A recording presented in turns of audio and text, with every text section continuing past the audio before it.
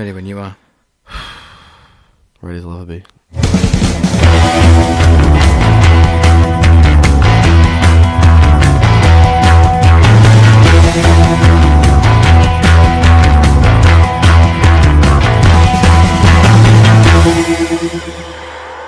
Welcome to Staring at Lights. Hello! With Rob and Ethan. We'll start this week with TakeOver that was on Friday, not Saturday, because there was another show on Saturday. I was well confused. It got to like Friday night and I was laid in bed and then I saw WWE UK like, can't wait for tonight, and I was like, have they got it wrong? Yeah, because you texted our group text. It was like, it's TakeOver tonight or tomorrow. Like, it's tonight because it's Ring of Honor doing that thing when New Japan. I had no idea. So I thought they just got the tweet wrong, and I was like, oh right, idiot. Yeah. So then I looked it up and I was like, oh, it actually is tonight. Actually, it's tonight. As usual with TakeOver, it was pretty good. Yeah, there was no every match complaints. was really good. I don't think there was a bad match on the card really. Not I really. don't think it had the caliber of previous takeovers, but I thought every match was pretty solid. It's hard to follow up though, innit? At that point, like Yeah. it's tough to get. You can only do so much before you're just doing this either the same thing or trying to emulate the thing you've done before and not like it not paying off. Yeah, true. I enjoyed it though. Not to say it went a good card. Really good.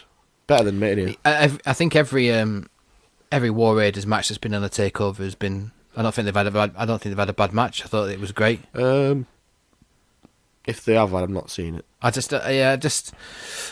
It was just set up for like a farewell for Ricochet and Aleister Black, really, wasn't it? It's essentially, yeah.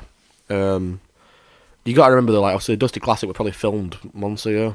Yeah, true. When they might probably not had more have plans for it. Might not have the option, not had the idea to take them up to the main roster, maybe. Yeah, maybe. But I don't know. I think it was a daft choice to bring them up as early as they didn't, have them beating all these people for the beating the Revival clean and stuff like that.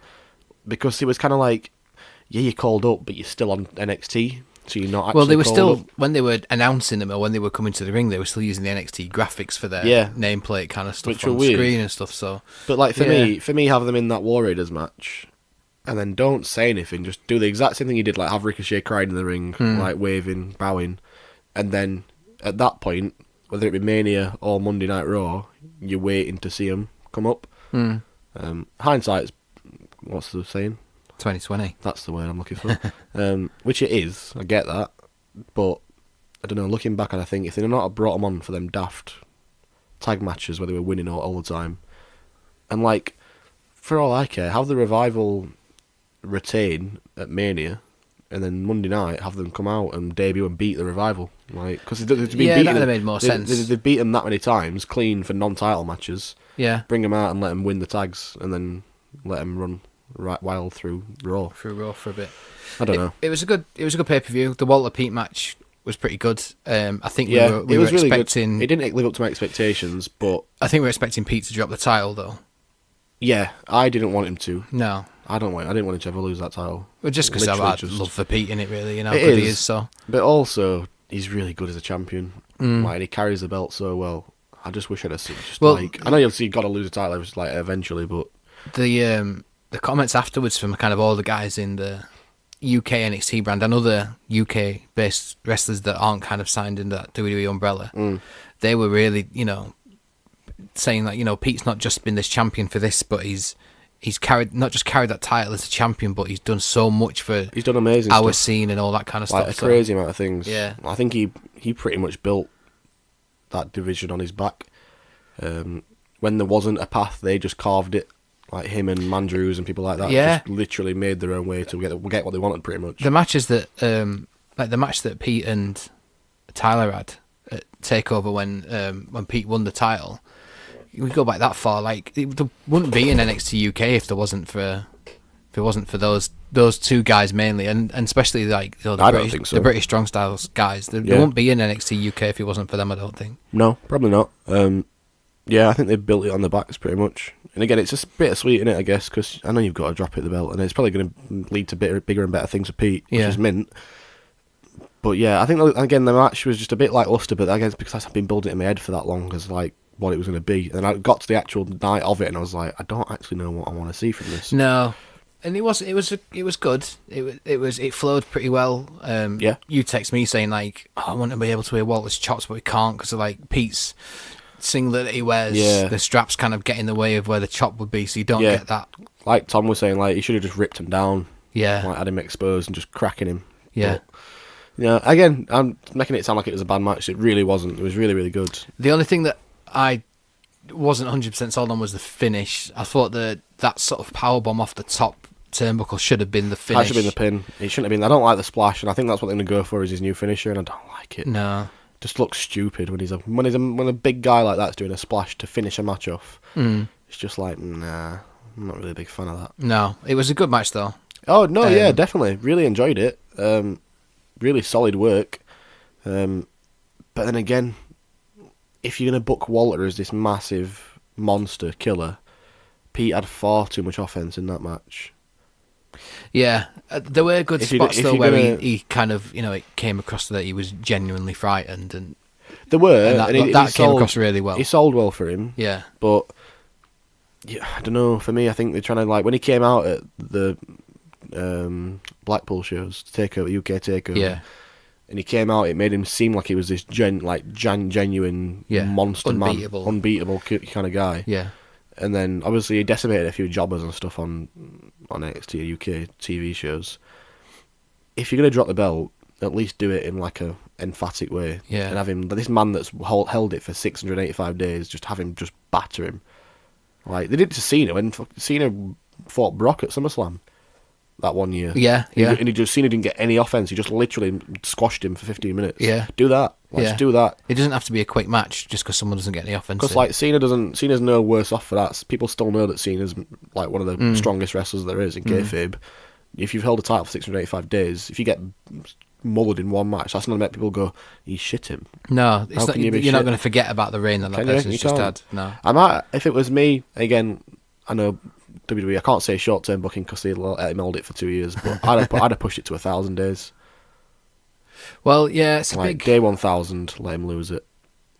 That's a big jump, though, isn't it? That's like another year on top, pretty much. And but that's not a bad thing. No, Pete's been what?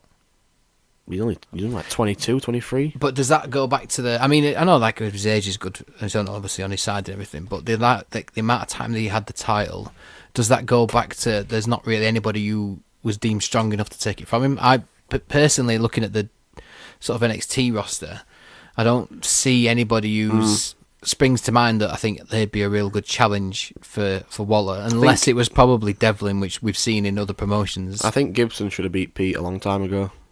Yeah, he should have probably won the title at the this UK tournament was mint, but it was just all for nothing at the end because it's like, why book Zack like they did? Yeah. For the last match to just, and again, like Zack kicked out at the bitter end, nobody done before. Like he did loads of crazy stuff, but then what was the point if he just loses to Pete again?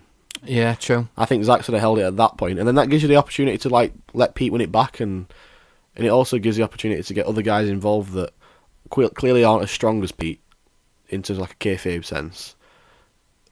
But you could have had like not a roll up. I don't want to see a roll up victory, but have Zack win it by the skin of his teeth.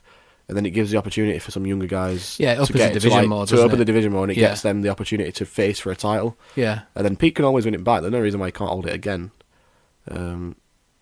Yeah, I don't know. It's just fantasy booking in it, I suppose. But I really enjoyed the match. I thought it was really good.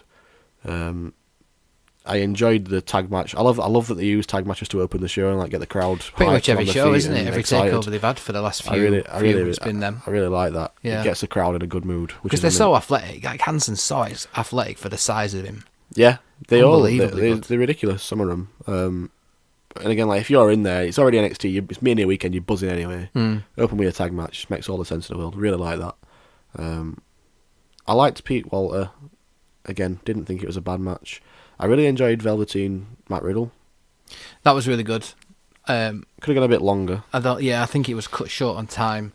But after it was something you mentioned actually when it happened. Like after the tag match, they sort of all shook each other's hands and hugged each other, and then they did it again with the Dream and Matt Riddle match. Yeah. And I get it. It's good because they show that bit of support for each other. But there's a little bit of like, come on, you were feuding. Literally, yeah. I don't agree with it. I think it's daft. I think it makes it too much like a sport. If it was at the end of like a long series of matches, and they'd finally won each other's respect, fair enough, that would work. But it's like boxing, not after isn't it? One. Like boxing is like, I'm gonna eat your fucking wife's head. And then after they finish, they're kissing and hugging in the middle of the ring. It's like, well, you just said you were gonna kill him last week. Yeah. That's why I like what Khabib did to McGregor. Like, McGregor said some awful shit about Khabib and his camp and stuff Yeah. like that. And then after the match, he was just still like, Well, I'm going for you. Fucking I'm hate having you. you. I still hate you. Yeah. What you said to me. Like, that makes more sense, but I think they're trying to look at this, they're trying to make it more like a sport. In that the bell rings and you wrestle and you hate each other, and then as soon as the bell rings again, you have to shake and make up and But make friends. It just kills feuds. It kills you feuds can off. build it as a bit of a sport by having things like AEW did with All In, having like a press conference almost. Yeah, literally little things like that. That builds it more than Well, they at used the to, end. didn't they? Like, when were it? Maybe when Daniel Bryan won the title at Mania 30, they had, Right. they had a post conference afterwards Right. for every match. Like, all the wrestlers came and sat in front of like a big WWE board with like Yeah. a table and some microphones, and all did like a bit of a press conference. Well, that's good. That Yeah, New Japan did that a lot for after matches. they do it every time, don't they? But like, I think put one before building the match. I think is well, they did it before like I think works better. the G1 and stuff, don't they? They Yeah. have like them all come in the suits and like pose in front of the Yeah. mic and say Like a a few weigh-in words, kind like of a weigh-in thing, almost. Yeah, if you want to go down that road, that's absolutely fine. I'm all for that. But I think like Riddle Dream could have gone another couple of matches. Like, Yeah. they could have probably gone to another takeover. could have for had all a I series care. and then done it afterwards. I Like, think. it just seems daft to feud for like a month and then shake hands. Yeah. And then it's just, you've got to find somebody else to wrestle now because Yeah. you've burned your bridges with them guys. You've built your bridges, sorry, you're fine. Yeah. It just seems a bit stupid to me. The Cole Gargano match was I enjoyed it. I thought it was pretty good. Yeah. I saw something that apparently Dave Meltzer, but it's the best WWE match he's ever seen. Fuck Dave Meltzer. I don't think that's the case at all. I think there was loads of back and forth, loads Why of do like people really good care stuff. what he thinks? And well, yeah, I think Why do they care? Why do people give a shit about what he's literally built a career? Fair enough, he's got a lot of insider knowledge, and that's what people subscribe to him for. But people can't wait to see his fucking star ratings. yeah, Why does it matter? Who is Yeah. he? He's a fucking fan that likes wrestling. So am I. Yeah. I could make a website and post my ratings for every match, and nobody would look at it. I know that he's like 30 years plus in the business and all that stuff, and that's fair enough. But why is his opinion any better than mine? yeah. I don't know why, like you said, people go rush to like, oh, when the ratings come out. And I do it, but then I just find myself getting annoyed that it's like, why is he only rated it that? It was Exactly, much 'cause better it's than all that. But subjective, it's innit? opinion, innit? And It's all subjective. Like Yeah. when he started getting like he lost it when he started getting six Yeah. star ratings and stuff like that. It's like at that point your rating system doesn't matter anymore because No. you're better than what you said your best was. yeah, It's fucking stupid. It's pointless. I just don't get why people care what he says. I thought it was a good match. It was really good. I don't think it was. Not the best of all time of all WWE's history. No, Come on, don't I be think there's fucking been better stupid. takeover matches. Of course there has. In that. No, it was The- all right. It was a good. The good Almas match. Gargano match Probably a few months the back best was one probably that I've the ever better seen. one I've seen. Probably one of the best matches I've seen in WWE. I'd put that up there. Yeah. But not that one. I don't really know why he thinks it's so good. You were saying you didn't enjoy the finish. No, I didn't enjoy a lot of the things out of it. Again, it's no fault. Well, it is his fault because he's fucking not in shape. But Adam Cole got gassed early on.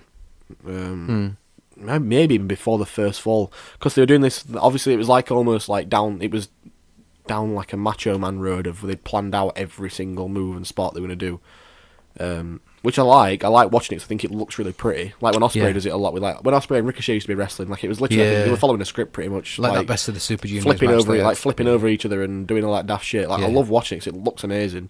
But if you're not in the shape to be doing it, because you've got to be in really good shape to be able to do that.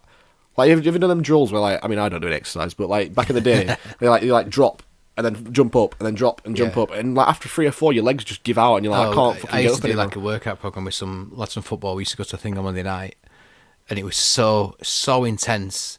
I remember I threw up in the warm up. Horrible. It was so intense, but we used to have to do like burpees, Yeah. and they're horrible. But like I can only imagine how they do good it, their so- cardio must be. Well, that's what I'm saying. In training for WWE, they do it where they like you drop to your back and then you spin and stand up. Yeah. And you drop to your back and spin and stand up. Yeah. If you're doing that numerous times, like out of arm drags and out of flips and out of missing super kicks, and, Yeah. like your legs are gonna hurt like after a few because that's just the way that fucking lactic acid works. It's Yeah. not rocket science. Yeah. And it got to the point where Cole was swinging for like clotheslines, but his arms weren't coming more than like 5 inches out the sides of his body. He was just knackered. You could tell he was knackered. And he picked it up. He got his wind back after first and half fall, like halfway into it. He kind of got his stride back, and it was Second wind good. came in. It was really good. He got his second wind, and it was mint. But I was saying to you, the finish was just fucking stupid. It got to like the New Japan level almost of just kick out of every single Yeah. thing, and for some reason that makes it a really good match. I think that's what Meltzer's going off. I think for some reason he loves it when they just kick out. He's like the PWG mentality. Well, it was probably the most sort of New Japan style match that WWE's done, which is probably why he's so hot. Maybe in that respect of like kicking out of everything. Meltzer loves PWG, and if you watch PWG, a lot of the time they will hit the most ridiculous moves and kick out at one. Yeah. Because that just gets a big pop because it's like, oh, I don't give a fuck what you're doing. I'm stronger than you. Yeah. But when you have Bobby Fish and Kyle O'Reilly in the ring doing their finisher to you. Yeah. And then Cole hits you with a super kick to the face, super kick to the back of the head, and then last shot to the back of the head. You can't, I don't care who you are, you can't kick out at two. You can't do it. You just can't. It don't make any sense. Don't make any sense. To go through what he went through. He didn't kick out at it, like, what was the first pin? What was the first fall? What did he use? I don't even remember what he used to pin him. I can't remember. But it weren't super kick to the face, to the back of the head, and then they should have built it on, like, how... The second one how Cole sense. He never did the last shot on him. Well, exactly. That should have been how it gone. The last shot never got kicked out of until Johnny Gargano kicked out of it before the first fall even happened. Yeah. Like, well, why have you done that? Yeah. I thought the second fall... He should have kept missing it. He should have kept missing that, or not hitting it, or going for it and he rolls out. The second fall was really clever. He's just buried his own finishes too much there, yeah. The second fall was really clever, because Cole tapped pretty much immediately, in the respect that he had a third fall to go. He didn't want to like get stuck in that move for too long and then hurt himself. And I like the story. He got out of it fast. Yeah, the sort of story behind that is get it out quick and then just move on to the next bit. Get the third fall. But you can't bring out. And again, I said to you, as soon as he hit that last shot to the back of the head, then kicked out, I knew that Johnny Gargano was going to win. Yeah. Like, it's obvious that he's not going to lose this match. And again, to a casual fan, maybe you'd not know. But I don't think many casual fans are watching NXT at this point. I think it's all people that actually know that wrestling's not real. Well, it's the ones that are probably invest more time into it than just, I hope this person beats this one. There's probably more watching it in the sense of where they're going to go with this. Yeah. Who's going to then... Maybe. It's all fantasy booking, but I just want to see Undisputed Era hold every... I think they will do it at some point. I just want to see him hold every title. I think that was one of the predictions that I made last episode. I thought Adam Cole was going to win. I genuinely really did think he was going to win, because I thought they were going to put all the titles. I think War Machine will be called up pretty soon because they're a big strong side that they haven't really got in that division. So I think they'll be gone soon. I just assumed that they'd obviously Fish and O'Reilly had beat them for the titles, and then Roddy Strong had beat Dream for the US title, and then like at that point they are what they said they're going to be. They hold everything. They dominate the division completely. I think that'd be mint. That'd be such a cool storyline. That'd be cool because then that gives the person that beats Cole, if they're all holding the belts. Yeah. And you could do the demise of it, or like Roddy Strong lose the NXT North American Championship, and then like a bit of friction, and then they lose the tag belts by like a roll up, and they're a bit like fucking a bit of an implosion. Like you could lose all three titles on the same show for all I care. Like, that'd be mint. Like backstage segments after every match, like smashing lots up, like what the fuck are you doing? Yeah. And then Cole goes out for his last match like nervous because all his mates have lost their titles. Have somebody build it up, like build someone from now until the next takeover. I think it'd been really cool to see, and I think it will happen. I really do think it'll happen. But... Well, the three sort of people or teams that we're kind of thinking of that are holding those titles at the minute, if they do drop them all to different members of Undisputed Era, then that gives license for them three to then get called up, and it would make more sense for those three teams, or Dream Gargano and War Raiders to be the next ones to get called up. Yeah. So it would make more sense. I'd like to see them all four. I don't think it's good to have like a strong faction. Really good, and it's happened many fucking thousands of times before. They've had like big factions, and some of them being fucking dog shit. Like the Nexus running around, like there was something about 1,800 of them, and they were all shite. Apart from Wade Barrett, he were alright. I like Wade Barrett. What's he doing nowadays? He was doing the World of Sport thing, wasn't he? He was the commentator on World of Sport. Oh yeah, he were. And he made a film and all, didn't he? I think he did, yeah. Never saw it. Like Batista's films, never watch him. Let's move on to Mania then. Oh God, quite a long show. Yeah. I think what I did enjoy about it is how, apart from the Usos, every title changed hands. Yeah, I don't think I like that. I like how it's more of, and Tom mentioned this before about how it's like a reset. Like they do it. They did it at Wrestle Kingdom pretty much this year. Every title pretty much changed hands. Which is it's again like it's fresh fine. Start. It's fine every so often, but you can't do that every Mania because then at that point you're just going in knowing who's going to come away with the title. Well, it's going back obviously over a year, but like what last year's, like Brock retained. Brock retained. I don't even remember who the fuck. Cedric Alexander was a cruiserweight. He retained last year's Mania. Were AJ the champ at that point? Yep. Did he return? No, yeah, he did. And then it's when Shinsuke turned heel, low blowed him. Was that for the WWE title? Yeah, because Shinsuke won the Rumble and wanted to face AJ Styles. Oh yeah, he did. Now look at him in a tag team with Rusev. Yeah. Bless him. Yeah, I don't know. I get what you're saying, but I don't think I would disagree with some of them. Some of the choices they made were definitely right. They're the correct choices. Again, I'm not wrong. I'm not unhappy with any of the title changes that happened, but just don't. It's a slippery slope to fall down, I think. Well, as soon as they announced that Hawkins and Ryder were going to take on the Revival, everyone knew that they were going to win because it just sets up that story of hometown, and then that sets up their story of like his undefeated streak's done at Mania, which is a nice, again, cool little story, cool little gimmick. I think obviously Tom loves the Revival, but they're alright. Yeah, they're good. They're not a bad team. Again, they were much better in NXT. Was it their match against Gargano and Ciampa for the titles at one point? And it was fucking mint. When they had them both in finishes, like they're holding each other's hands to not tap. I was like, that is amazing. That's one of the best tag team matches I've seen for a long time. Yeah, definitely. That was really good. That was a takeover one, wasn't it? Yeah. I thought, again, pre-show wise, that was fine. The Women's Rumble was one of the worst things I've ever seen in my entire life. Yeah, I don't like. It was just sloppy and fucking awful. I thought they were going to put Oscar over for it, and I thought maybe not actually. And maybe give it Sarah Logan, a bit of a left field choice, give her a bit of a rub. She should have won. And I like Carmella. I think she's a good sort of character. She's not the best in the ring, but no, I don't think she needed the push. Wasn't it the exact same spot as last year as well? Didn't Naomi do the exact same thing last year, like slide out the ring and then slide back in and win it? Yeah. So I think they were trying to call back to that, but now at that point I'd forgot that had happened. So I was like, I just fucking a redundant ring. Like I could do that. I could go in men's one and just hide and then fucking throw somebody out. And yeah, I think it was just because there was no. Well, maybe there was so much with the women's one, but it wasn't like, well, that's not really the trouble you should be going down. The men's one was like, well, we all knew who was going to win that because you do. As soon as you say right, Braun Strowman's going to be in the men's battle royal, you just think, well, who's going to win it? Yeah, I think it's unless they're brave enough to have him knocked out by somebody. No, they aren't. But they're not. I think the trouble with them them Royals is that there's too many people in them, and they can't keep up. The commentators can't keep up to put people over in them. So like people are getting EC3 got knocked out of the ring within the first 5 minutes, and no one even knew. In like first 30 seconds, I think. Yeah. But like I said, like people are throwing people out. That should show that they're stronger than that person. But if you don't have that, if you're watching it, I can't keep my eyes on 30 different people throwing people out of that ring unless I've got the commentators saying, "Oh my God, X has just eliminated Y." Yeah, they've just got lobbed out for literally no reason whatsoever. Like nobody's put anybody over because nobody knows it's happened. Yeah, what's the point? Like, why would you do it? I think there's too many people in them. But again, I get it because they like to try and get everybody on the show to give them a payday because Mania is the biggest. That's essentially what the Battle Royals are for. Literally just give them a payday. And again, I appreciate that. I'm totally fine with that. I don't mind sitting through it, but just as throwaway, aren't they, at the end of the day? I'm not going to get pissed off about them because they're just nothing matches, aren't they? Yeah. Do you get a title shot for winning it? No, you win that trophy that doesn't mean anything. Yeah, I thought so. Look at the people who have won it in the last... like a vagina. That, for the women's one, yeah, but the men's one is that sort of statue of Andre. But like, look who's won it in the past and what's happened to him afterwards. Cesaro won it first time, didn't he? Like Matt Hardy won it last year. I don't know, did he? Yeah. Yeah, he did. Matt Hardy won it last year. Big Show won it. Big Show's won it. Before that, Mojo Rawley won it.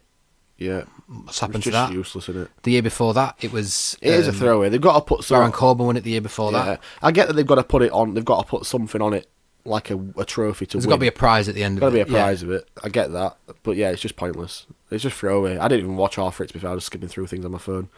I didn't see the Cruiserweight match. I missed it. Really good. Was it? Yeah, it was really good. Because Tony Nese is New York and all, and I guess probably that's why he won as well. But it was a good match, though. It was good. Murphy took a bit of a nasty cut to the sort of inside of his eyebrow. Nice. Pretty of a nasty cut, but they kept going. I like Buddy Murphy, but again, it's like, I don't know. Everyone else in that division's pretty much been champion at some point. Yeah. I do. Do you know what I do like? And that his gimmick's been messed around little bits, but I like Drew Gulak, and I like Drew Gulak. And I liked him when he was kind of doing this sort of political thing because he reminded me of like a younger JBL when JBL was like a shithead politician, rich guy. And I think that's a good thing for him because then he turned into like when he did the UK tournament. he was kind of this like wrestler's wrestler and came out in like a silk boxing robe kind of thing. I like him. I rate him. And again, he probably will hold the title at some point. Don't see why not. Yeah, I missed that match. I'll probably watch it at some point. I didn't get around to it. It was pretty good. The cruiserweight ones on the main shows always tend to be pretty good. Yeah, because they're in that. I liked the Buddy Murphy one when he won it in Australia. It was great. A really good match. He took. They always deliver. They seem to have more license to do what they want to do with cruiserweight matches, and it seems to be like if almost like if Vince is forgotten about you or Vince doesn't pay attention to you, you've got a little bit more license to kind of do what you want. So like NXT is a good example of that, where Vince doesn't really pay attention to it. So everyone's got like license to go out and put on these really good matches that aren't choked, and the cruiserweight ones is pretty much the same. Yeah, I think they've got more license because Triple H is running the cruiserweights, isn't he? I think he runs 205 Live as well. I don't know. I think he does. I think he does. I'm sure Vince sort of handed it over to him. Those matches are more what you would see in an NXT match. They're definitely more kind more of like catered to flow. that, They run. They hit harder moves. You'll see something like more of like a Spike DDT or a Frankenstein or something like that. They'll take more risks than what you would if you were on a Raw or SmackDown show. But yeah, I like Buddy Murphy. I think he was really lost in NXT. I hope they do something with him now. Yeah, because he's strong. He's a big lad. He's a big guy. I don't think he's under 205. No, I don't think that. It doesn't really matter, does it? That 205 thing is nothing really. It should matter though, should it? It should do. Let's be honest. It doesn't. They should weigh them all in live. Yeah. Like legit. And if they're not in, then they're not allowed to wrestle. That could be a good gimmick. That. Yeah. Like before every match, you've got to dangerously lose weight before your match. No, there's one wrestler that's trying to lose, and it's like, oh, you're 209. Yeah. Sorry, you can't wrestle tonight. It's like, damn it. And then like next week he's like doing press ups like in the hallway, and then he comes back, it's like 207 or 208, man. Yeah. And he's just like keeps doing it, and then eventually like a massive pop when he's 205, and he's like finally in. It's weird. And then just like rolling up in 5 seconds and like lose immediately. Yeah. Something like that. It's weird because like essentially the 205 or the cruiserweight division is essentially just light heavyweights. Really, if you're under that weight, then that's what you wrestle for. Yeah. But then you've got champions on the main roster, like how we've got Kofi. He's under 205. I would assume so. He's smaller than Buddy Murphy. Easily under 205. He's tiny. But then Daniel Bryan's probably under 205. Yeah, but then they get to go for the main titles. Yeah. It's weird, isn't it? It's a bit of a weird, like... Well, it was like the whole Atlas gimmick, wasn't it? When Jericho Connors was wrestling for the Atlas title, it's like, you're not big enough to be wrestling. Yeah, that was the whole... You're like over 205. He came out like drinking protein shakes and stuff like that, like trying to like bulk up before the match started, which is funny. I get that. Like, do something like that, like... Why not? Just have something daft happen. No, again, I do like the cruiserweight division. I think they're underutilized. Yeah, they are. They have some great matches. It's just a shame that they're stuck on the end of a SmackDown show. Well, when they were doing when they was like making the thing, the Cruiserweight Classic. No, the 205 Live. Okay, so yeah, they kept putting the odd match in a SmackDown show, like to promote it almost. But they were like changing the ropes and the ring mat. They were, which is a bit weird. But like, just bring them out and be like, this match is a 205 Classic or 205 match or something like that, or like a cruiserweight match. Just call it a cruiserweight match. Yeah, because they had the cruiserweight championship obviously back in the day, didn't they? But they had just on normal cards. Like Eddie Guerrero, Eddie Chavo held that title for so long. Like, just put them in the normal cards. Yeah, I don't see why they don't. To be honest, I get that they need like branded things, don't they, and stuff like that. But... Well, it's probably designed to kind of pad out a SmackDown show. On a TV taping day, because you're only getting 2 hours, aren't you? You're only getting 2 hours of TV. And if you're there, obviously, you'll probably have a dark match before. They have a dark match afterwards to keep the crowd there. So it's the same thing. Like, do they still make main event? Or is that gone now? That's before Raw. That's what I'm saying. Like, I've been to a Raw show, and it's just like you're fucking sitting through main event matches that you just don't care about at all. And then again, it's that same thing where it just makes the show like 4 hours long, 5 hours long, and you're just like, I don't want to be here anymore. I'm done with it. It can be pretty exhausting. I thought I like the whole set actually of Mania. I like that massive screen. There's so much more you can do with it. It were cool. They just didn't do enough with it. No, and if you're there, we've sort of said before now, the staging is not really much. It's not really set up for the people who are there live. No, it's for the ones at home, because now they're using this whole like augmented reality thing, which I really like, and it looks cool. But when you're there, you don't even see it. Exactly. Like, look at the set for the Royal Rumble this year. Like, it was cool that they were coming out of the baseball. I like that dugout. Yeah, but it had a really low set. Yeah. And that was cool because everyone kind of got a good view wherever they were sat. You know, there's no like closing off one side of the arena for the whole backstage stage. Well, like, you got to remember, like, a lot of people were probably sat behind that screen or above the screen almost. Yes, they were. Yeah, they were. Yeah, and it's like, is that really a good view to be sat for a full show? Like, I don't know. I miss the days of like mental sets of Mania. Yeah, Like entrances. Nobody. the does ones en- that they used to have in New York were like the nobody's whole entrances skyline anymore. with the Statue of Liberty Nobody's thing. entrances anymore. No. Like somebody put a picture of the New York show with like the Statue of Liberty like on top of the ring. Yeah. And then just like a cut to like this set, and it's just a normal set. It's just a basic. Just because they're just using big screens. Nobody's entrance anymore. Nobody's like mental entrances. I was looking back. Somebody put a video on Facebook of Cena's entrance against. Who was it against? Where he drove that Mustang. It was like a video of him in a car park, and he got in a Mustang and like bombed through all these like doing burnouts and like drinks and stuff, and then smashed through like a piece of glass, and then got out the car, and then his entrance music started. Was it an older New York one where they had? Because I remember CM Punk was one of the guys stood on the side of the car like the 1920s gangsters. Yeah, that was for Cena, I think. Yeah, you know, like Rusev coming out in a tank. So they always get Triple H, always give him a mental entrance. Yeah, but then nobody else really gets one. No. And again, like I was saying to you, we all knew Becky Lynch was going to win, but when because she didn't have any pyro. when you have Becky come out and do a Flair pose with all the fireworks behind her, you got Joan Jett playing fucking her entrance theme, which was really cool. But then Becky just walks out to an normal entrance theme. You're like, well, do you know what I really liked about saving all the pyro the for Joan Jett thing? Is like she played her intro, and Ronda came out, and they looked at each other and like smiled, and then she just like turned into like game face and like walked down. I like that a lot. It was really cool. Yeah, it was. I think they could do a lot more. I think the next year is going to be cool with the pirate. It's got the pirate ship at the back of the stadium as well. They'll probably do. Carrie Sane's going to be obviously in a main event, isn't she, or something like that, doing some mental entrance from that fucking pirate ship. Maybe that would be pretty cool. They'll utilise it more, and it's all going to be themed around that. Well, it already was like the TV package. Literally, it was like a out. fucking Pirates of the Caribbean rip-off. Yeah, exactly. Yeah. No, they could do so much more with it. I think the Randy Orton AJ Styles match was. I felt a bit bad for him because the whole match just got lost because the crowd were complaining about the lights. Yeah, it was shit for him. I felt really bad for him. I don't think they really knew what was going on either. Biggest cheer of the night is when they changed the lights from yellow to red and they could all see. But they couldn't even. Apparently, they still couldn't even see. Really? It were like glaring, awful, like yellow light in your face, like staring into the sun, or mildly red light still blaring into your eyes, so you couldn't really see much either. I'm surprised they changed them though, because they did it for. Did they do it for NXT? Last year's Mania.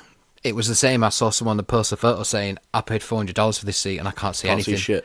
And they never changed the lighting. No. And so, but like in NXT, they had on one of the upper tiers, they had like a spotlight just blaring into this one part of the crowd. Right. And you could hear them all like chanting, like turn it off, and all this stuff. And then they finally turn it off and it had a massive pop. It's like they did 2 nights in a row. But I was saying to you, if you're running Mania, if you're like one of the set guys or the lighting guys, just go and sit in some fucking random seats around the venue and be like, right, show lights. Like the night before, nobody's in there. Show lights. Yeah. Oh, I can't see shit here, boys. You would think go and sit up there. Yeah. Let's go and see what that looks like from that seat. Because I'm thinking that's a lot of steps to walk up. Fuck that, can't be. Yeah, but I'm sure the guys who I'm sure the stage production are going to be like, right, let's go and sit up there and see if you can get a good view. Exactly.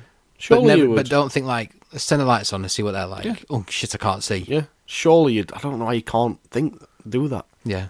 I don't understand it. I felt really bad for him. I think I saw Randy put on Instagram.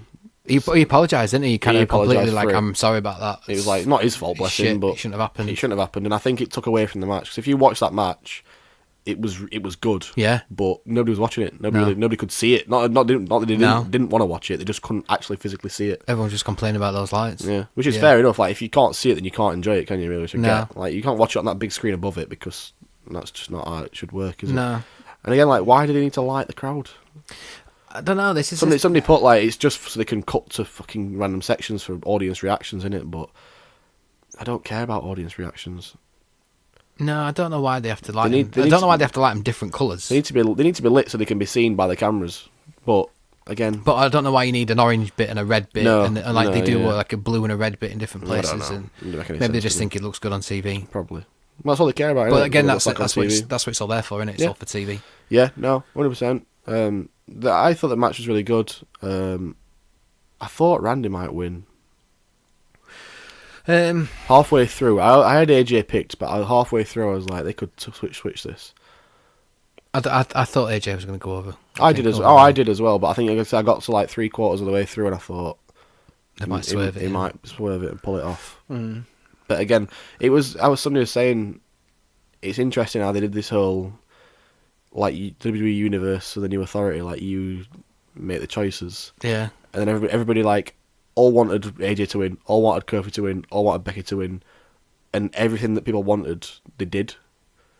And I was like, have you listened to people, or is it just what you think is right? Or because after they made that announcement on that Raw episode, people were like, well, it's just bollocks, not going to happen, not ever going to change. Like, no, who listens? They can't listen to everybody because it's millions of people. Yeah. But then when I think they've like genuinely listened to audience reactions and given people what they wanted, but I sometimes don't know if we know what we want. No, I think in the long term, I think the sort of casual fan is probably more short-term booking than actual WWE actually does. Probably, and I think I'm just a fucking sadist. I like it when things go wrong, like go the opposite way to what people want. Yeah, I wanted Daniel Bryan to retain. 100%. I was like, no, he should win. Imagine the heat if he won that. All this hype. All this hype for Kofi, and he just don't win. Imagine the heat. Yeah. Like, Daniel Bryan would be fucking... Can't buy that. Can't buy it. I mean, literally you are doing, but... Yeah, but... It'd been brilliant. Saying, no, yeah, it's just... Yeah, I don't know. It was just like, it was almost too feel-good. And we didn't need that much. If you want to build heels... But we had the Becky thing, so you don't need feel-good for that as well. Exactly, because one or the other, I think. Yeah, that should be the payoff, shouldn't it, is the final match. That should be the best feel-good factor. You've lost your biggest pop of the night when Kofi won. That was the biggest pop of the night. You've lost that because he won it. If Kofi loses, people are then thinking, oh shit, Becky's going to lose this. Like, there's no way them doing it. Maybe. And then the final shot is finally winning it. You'd be like, this is amazing. The thing that ruined the whole Kofi thing was putting the plinth out where they clearly had a belt under it. Yeah. And then they kind of tried to hide it by wrapping Daniel Bryan's belt around it. They just put it over the top of it, didn't they? Yeah. Like, as if that was what it was for. Yeah. But they'd already seen it's to hold the shape of his belt. They'd already seen it under the red velvet. It would have been a little bit more believable if they would have then given him his belt, the black one, and it wouldn't have had his side plates on the side. Yeah. As if like if they just had it's a Daniel Bryan ones or something, or just generic WWE ones, but then you get like, obviously gonna win it. And then there was a whole like T-shirt thing and everything like that afterwards. But that annoyed me. It did and didn't, because I didn't think it was a thing. I thought they'd made 2 T-shirts for either guy, and I thought it's like upload the one that was the winner. Part of me thinks that they looked out on that, and that's why they had that section afterwards with Alexa Bliss. Yeah, like where they showed her with Bo Dallas and Curtis Axel wearing the Daniel Bryan ones. Yeah. So I think I don't know if they realised an error and just thought throw this segment in and it makes it look a bit funny or what. Maybe. I don't know, but it ruined it for me because I saw it on Twitter by accident, scrolling through my feed as the match was happening. Yeah, it was like 10 minutes in, I saw that and I was like, oh, for fuck's sake. Yeah. So I think I knew Kofi were going to win, but like you said, at the back of my mind, I was like, they could swerve this big time and have Daniel Bryan return. When he did win and they were doing a little celebration in the ring, I thought there's going to be a turn here. One of them's going to turn him in. Yeah, I did as well. He just wasn't. And after sort of Raw and also SmackDown this week, I'm like, I can't see that happening for a long time anywe. I don't think it should happen for a long time. I'm glad they didn't do it at Mania. I thought they were going to. When it was like when Booker T, fucking hell, when Big E brought that box into the ring. Yeah, I was like, something in it. Here we go. But then it didn't happen. I was like, thank God for that. It didn't happen. They need to hold off on that for a long time, I think. Have Kofi retain a few times. Yeah. And then create some friction. That's what I'd do. It was a good match, though. Really good. It was really good. It was like what but we know they can both work. Yeah, it was what they've been doing for the past God knows how long on SmackDown and stuff like that. So it wasn't a surprise. I thought Daniel Bryan should have kicked out the Trouble in Paradise. Yeah. It was the first one that he hit and he pinned him on it. Yeah. I think he should have kicked out at least one, and then maybe people are thinking, oh, I'm going to lose. Yeah. I think that would have been a bit more kind of like he's just got him. Yeah. And yeah. Almost, and like kind of claw for it, and then have Daniel Bryan like hit a knee and then let him kick out of that. Yeah. And then, I think it was a little bit rushed almost. And again, there's no excuse for rushing a fucking match in an 18-hour show, so you can't really do that.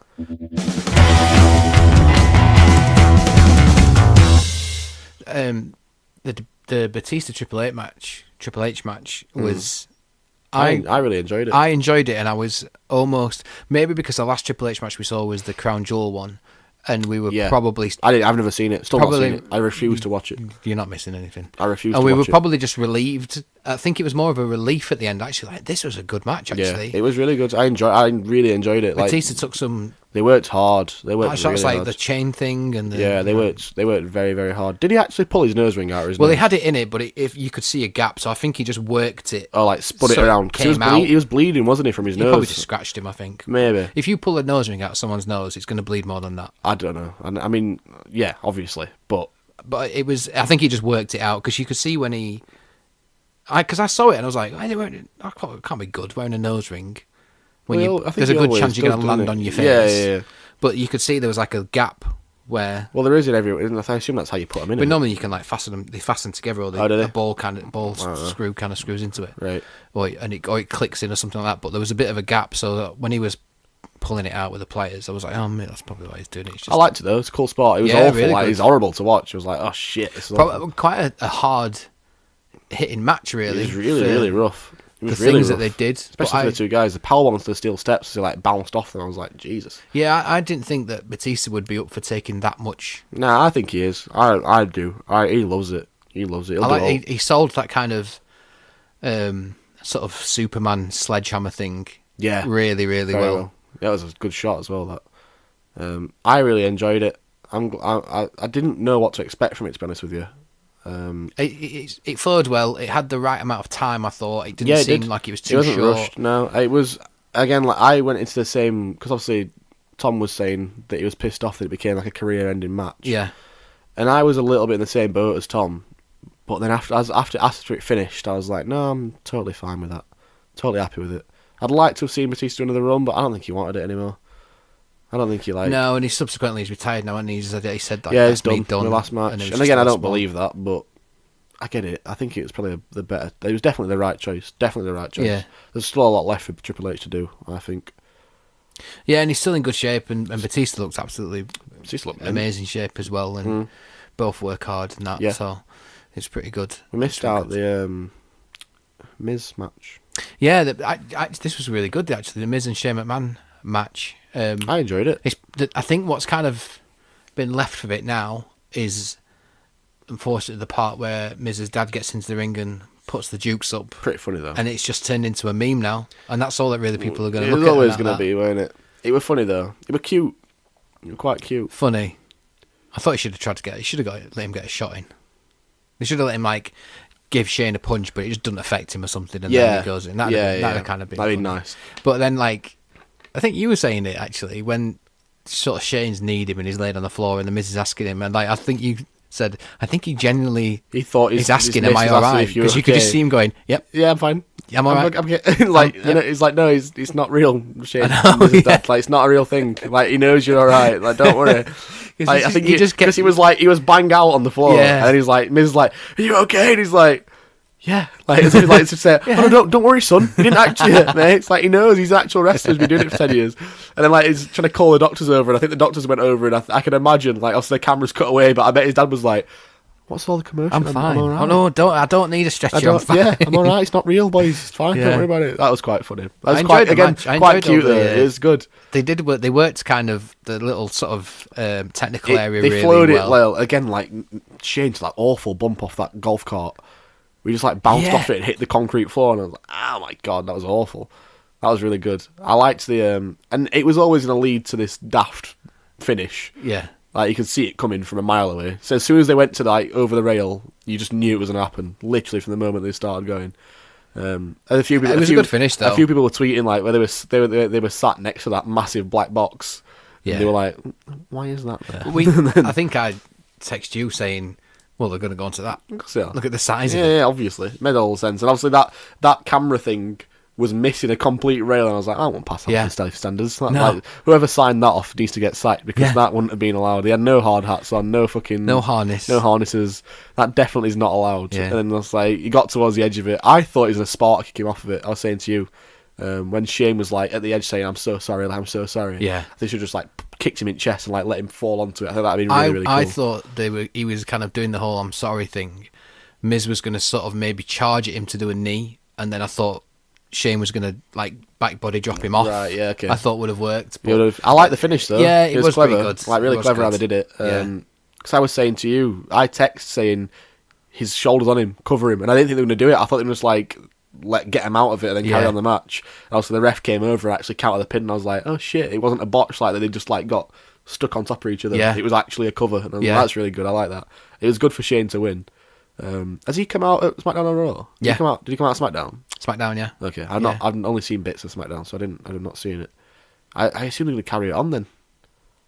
That entire feud. Yeah, again, I'm not against it because they've been been a working. good feud. Again, fucking Shane can't work a match to save his life in a ring. Well, but it's been a good feud in the sense that it's been building since, well, Crown Jewel from that tournament where he took the Miz's place and won the match. Yeah. So then there was a whole like shit, Miz trying to get him on side, and then the whole breakup at the end after they'd lost the tag titles. Yeah.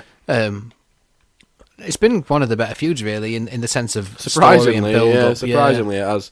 You wouldn't think it from them two guys. Yeah. You would not put them in as like a good feud. But I love Miz. I really, really like Miz. I'd like to see him in the title again, sometime soon. He did so well with the Intercontinental Championship. Unreal. I know he even sort of, would say it himself in promos, but he did kind of make it more relevant. He built that title. And it's lost again now since that. I know it's, I like Finn Balor, and I'm like that Finn Balor's a champion, but him and Bobby Lashley flipping it to each other was just... No. Yeah, it makes it a bit irrelevant, really. Yeah, I really, really like the Miz. I think he's got a lot more to give, I think. And I think he's kind of he's not wasted where he is, because that feud has been really good. Yeah. I would only ever say that people have been wasted if they're in some stupid program that's not going anywhere. Yeah. But again, it doesn't have to be like a title feud. You can put him any feud as long as they both work well.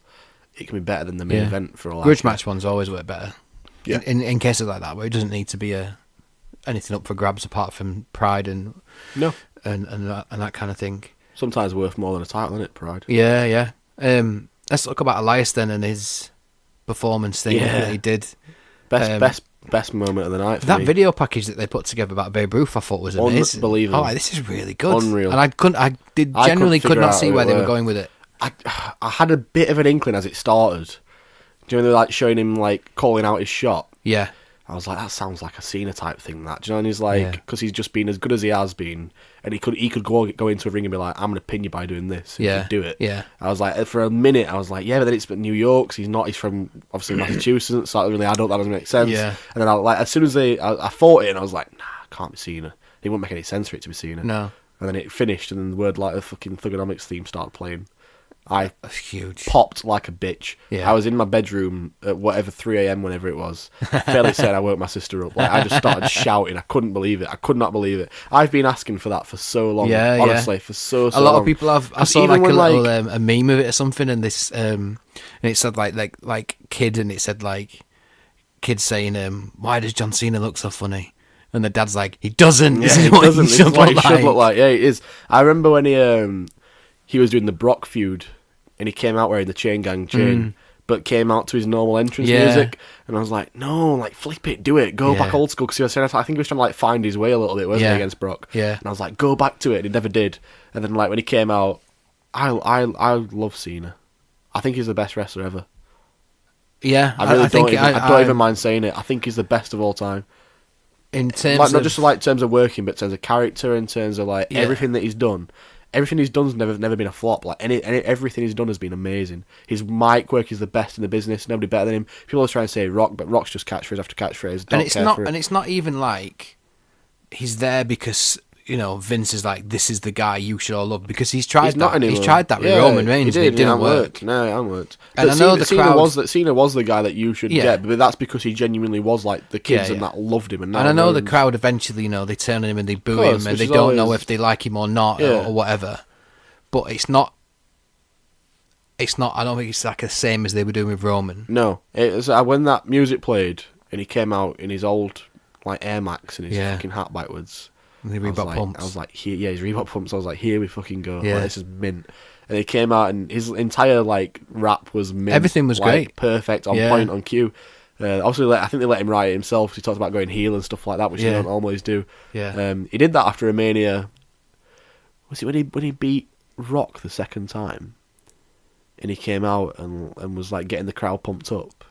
And he was like, what do you want to see? Do you want to see some of this? And they were like booing. He's like, what about this? And he was like, what about a little heel turn? Like, flicked his heel on the canvas. Yeah. And all the crowd just go mental. He's like, this is what I'm talking about. This is why I love Raw. And like, I was like, that is so fucking good. Because all the crowd, obviously, that's him saying, I know it's not real. Yeah. And you know it's not real. Yeah. And it's like just getting the crowd into that mentality of, I'm not treating you like an 8-year-old child. So obviously he said, what did he, I can't remember, I don't know the actual lines that he said, but the first line he said was about heel, like turning heel, something like that. Yeah.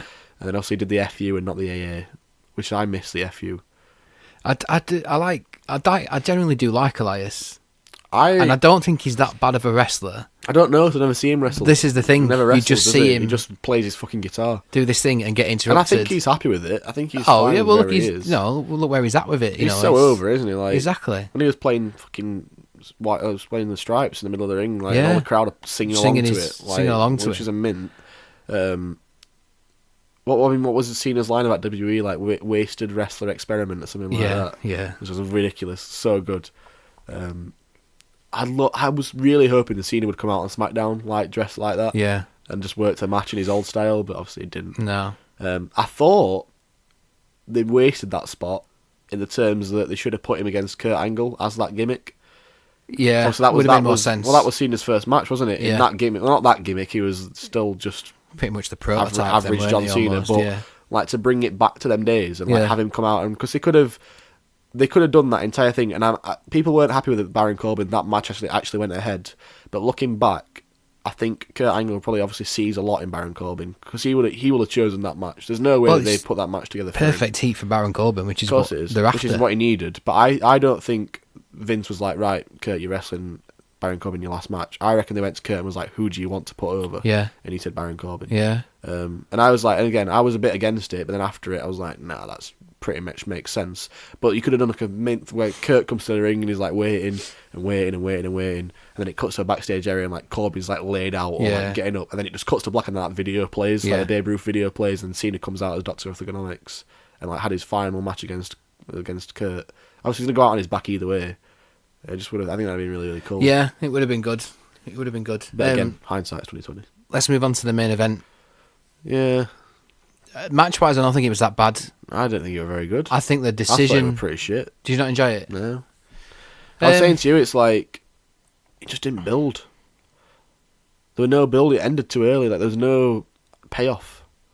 Well, it ended... Like, the way I would look at it the whole show ended 5 minutes early, and normally with a pay-per-view, rapid. It's normally 10-15 minutes late. Normally it's like loads of shots of the winner, like obviously walking up the ramp, final shot at the top of the ramp, or even shots of it finished with her in the ring of the people who've lost laid out, like I can't believe I've lost, Charlotte laid out on the floor. There was nothing. It sounded like it was rushed, but again I don't really know why.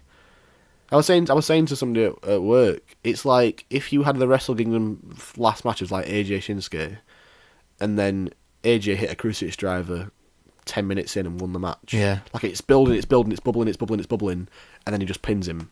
It's like you just didn't let it go long enough. There weren't enough false finishes, there weren't enough there weren't enough like all three of them being laid out. Yeah. Charlotte got tossed out the ring. Didn't even get put through that table, just kind of bounced off it. It only broke at the bottom, didn't it? It didn't even really break, and then obviously just rolled like it wasn't a roll up. I guess it was like she tried to do a pin, wasn't it? She tried to do a finisher, didn't she? Yeah. And then that whatever it's called, and then she just kind of rolled her up. Obviously, the finish was botched. Well, I don't know. With like, the shoulder up, it was it definitely was. That was the finish. I agree with that. Do you think that was meant to be the finish? Because I've read somewhere that the actual plan was for Becky to tap Charlotte out. No, I think that was the finish personally, but I think she just showed Ronda fucked up and got a shoulder up by accident, and then I think Ronda tried to cover her own back by admitting that her shoulder was up, by sort of kicking off afterwards. Kicking off at the referee, because maybe if that's messed up, maybe through like the referee's ear you call an audible and restart the match, and then just call an audible for the finish again. Yeah, like another 5 minutes later. Yeah, because they had time. They can run over. It's Mania. They can run over. So I think Ronda tried to cover her back a little bit by like admitting, because if she'd have just kept her shoulder up and then the match finishes and then she just lays there or sits in the corner, to me at that point that was the finish that was intended to happen. With the shoulder coming up, you can't deny it. It wasn't like a little bit of a lift. It was a blatant, it was daylight. Blatant shoulder up. So I think she tried to cover her own arse by saying that to the referee, because then that'd say if they wanted to go down that road with it, it'd give her the option for the referee to restart the match. Yeah. Which again, I wouldn't have been against it. I think the finish, if that wouldn't have happened, the finish might have been fine. It just happened too early, and then it left a sour taste in my mouth that, like, how long do we build that match? A year? Yeah. And 6-8 months, and it just ended like that. Like, it's really anticlimactic, I thought. Yeah, I think it could have had a better ending. It was just so I don't anticlimactic. think that... For that amount of time to build it, to not have Yeah. an absolute, like, battle of an half an hour, 45-minute match, to just end. How long did it go? Like 20 minutes, 15 minutes? It didn't feel like that long at all. I think they started, I mean, going off English really time, didn't. looking at the clock, I think they started about 5:05 and Right. it finished at 25 past 5. So 20 minutes. I just didn't think it had enough time to get where it needed to get to, personally. no. And again, I agree with the result. I think Becky should have definitely won. Yeah. But I just don't think it was shouldn't have done it- executed shouldn't very have well done at it all. like that. And I there was part of me was that saying to you, I thought they fucked up, and I didn't think that was the finish. But looking back on it, I do think that was the way the match was meant to end. I think they wanted a bigger spot than that table. I think they wanted to smash her through that table, like break it in half, Yeah. have her laid outside. But obviously, she kind of like bounced off the bottom of it. Didn't really make an impact, so it didn't feel like she'd actually got hurt by it. Yeah. And then to roll her up and then like lift the shoulder, it was everything that could have gone wrong. Pretty much went wrong in the space of 30 seconds to kind of like ruin that match. At first, I was kind of in a few different minds with it. I didn't know, like, did Ronda mess up and get her shoulder up and it just looks awful? Yeah. Did the ref count the 3 by accident and just went with it? I think he had to, because I think the referee knew the finishing move. And if you're in the main event of Mania, and I know they always get told to, like, if the shoulder comes up to pull the pin, but if you're the referee, he's one of the young guys as well. I don't think. I think it wasn't like it wasn't one Kyoto or anything like that. I think if that's your first main event of Mania, it's the biggest build of the year. It's the first females main event, and you know that's the finish. I don't think I'd have pulled my hand. I think I'd have counted 3 as well. Because if that's what you've planned beforehand, and you don't, and she's in that cover, and you go shoulders up, they've got to then call an audible and figure out an end to that match, and that could have got sloppy as fuck if they didn't know what they're going to do to finish it. I think they were all. I don't think the plan was. I don't know if they. Well, the way it's finished is Charlotte still looks strong because she'd been put through a table and she couldn't get back to her feet in the ring. But again, she didn't really get put through a table. No, but like, the plan was to put her through that through table. a table. It just didn't execute very well. This is what I mean about how it just... The whole idea was right. You just didn't execute it right, yeah. The kind of confusion with the pin and the kind of dusty finish of, like, did she get her, did she not get her, I think would be played on better if Ronda wouldn't have broke her hand and would have appeared on Raw the night after. Yeah. Because she was there, she was backstage. There's like Yeah. photos of her and Brett after and saying, and I thought that was cool because I thought the way that sort of Ronda just got out, kicked off and stomped out of the ring, almost a little bit more than what you get like. So like with the AJ Samoa Joe match where he had him in the Coquina clutch and then rolled him into the pin, and his shoulder was up. Yeah. He kind of went, it was up, Yeah. and then he just kind of thing. But she protested for ages and She did. and then kind of stormed out through the side. So that part of me was a bit like it kept her looking strong because it wasn't a proper pin. She didn't get all of it. I get what you're saying. There's a little part of me that's like, did they screw her over? Did they think she weren't going to play ball? No. But then I could hear her calling spots to Charlotte and Becky anyway. There's like no when way. they did that. I don't think Ronda's like that. I really don't. When they did that powerbomb with her, she kind of had them both in an armbar, they both powerbombed her. After the second one, you could hear Ronda go, do it again. Yeah. So she's obviously playing ball, and You could hear it a lot through the entire show. There was a part when Kofi and Daniel Bryan were stomping each other. You know, like holding the arms and stomp. And when obviously Daniel Bryan were doing it first, and you like stomped, and you could hear Kofi go like, again?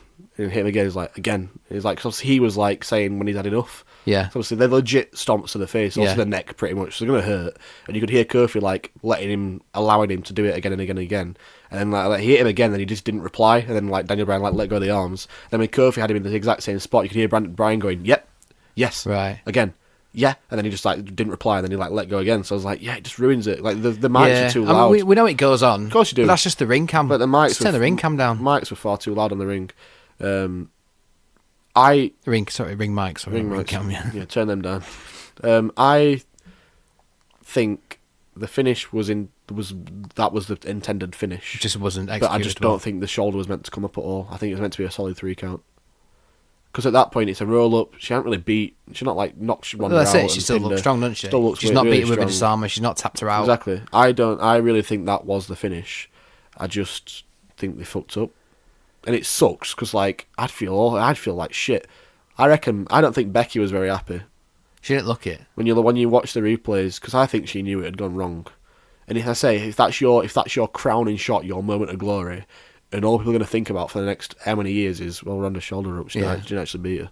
It just takes everything away from that. Well, the night after on Raw, Becky came out and did a bit of a promo with both belts. Yeah. And they showed little. They do this thing, don't they, where they don't show you the actual. They just show you build Like up and they stills freeze frame it. almost, And stuff. yeah. But it was never. That was never referenced that it was a, Well, a close call. You could hear Corey Graves talking about it, like asking, her shoulder was up, and then it was almost as if somebody's in his ear went, shut up. Don't say At that Mania. anymore. Yeah. Yeah. But on Raw, they didn't even say it. acknowledge That's what I'm it at saying. all. So I Yeah. think because again, you can't, if you watch that, and I think Corey Graves knew it was blatant as day that her shoulder were up, so he had to say something.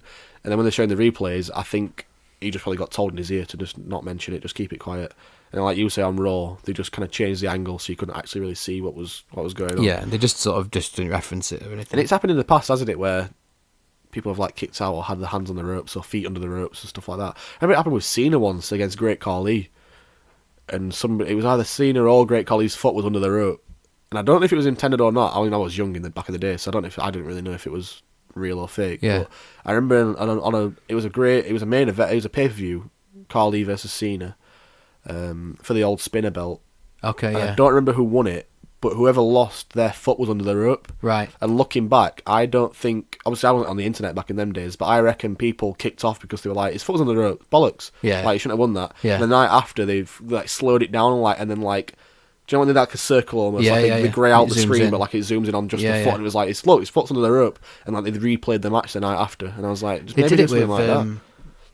Was it when Daniel Bryan won against? They did it with Charlotte and Bailey once when Yeah. Bailey rolled her up and her shoulder was up, and then Charlotte came in and after was like, I've had it stricken off the record because it didn't count and stuff. Didn't they do something with when like Daniel Bryan was getting screwed over like by Mike Chioda and stuff like that? Didn't they?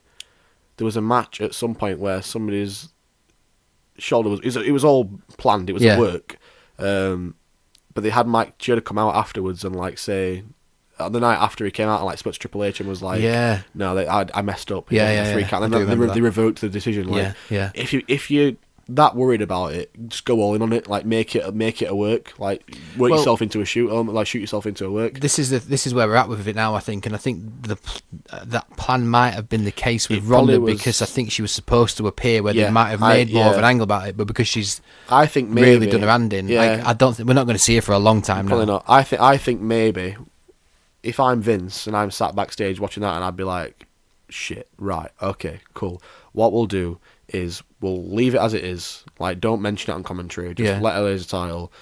Don't say anything the night after. Just bring Becky out, let her do her whole speech, and then just let Ronda bust in and be like, play the tape, and just show it again, and be like, you didn't beat me. You never beat me. And then Becky could be like, well, I'm the champion now, so unlucky. And then build it around that, and then take it do another match. Get Charlotte involved and then have like a rematch almost at the next pay-per-view, and then like let Becky win legit again, and then that solidifies that win, and it almost proves that she is good enough. Because I don't know, like, obviously now she's legitimately injured, Ronda, and it was always rumoured she was going to be taking a long time off and doing more of the old Brock Lesnar schedule of you know, in and out. I don't know where they go with Charlotte now for this. Well, I think they'll unify them belts on Raw.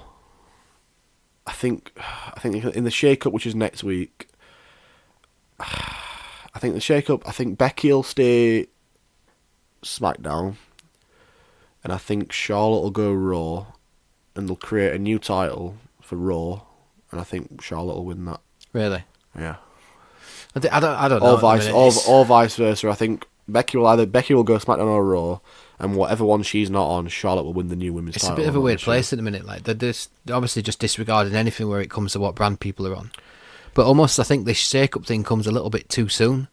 I think they should have had a couple of weeks of fun of just like, because it's like last day school kind of thing in a minute. Everyone's just turning up everywhere doing what they want, aren't they? Yeah, getting a t-shirt signed.